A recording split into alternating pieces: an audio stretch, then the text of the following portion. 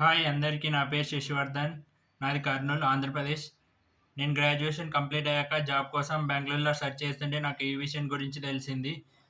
అంతా కనుక్కున్నాక ఈ విషయం గురించి నేను అందులో కోర్స్ జాయిన్ అయ్యాను, నెట్వర్కింగ్ కోర్స్. అది తీసుకున్నాక నేను అంతా నేర్చుకొని ఆ కోర్స్లో అంతా కంప్లీట్ చేసి బాగా ట్రైన్ అయ్యే మాక్ ఇంటర్వ్యూస్ బాగా హెల్ప్ చేశారు.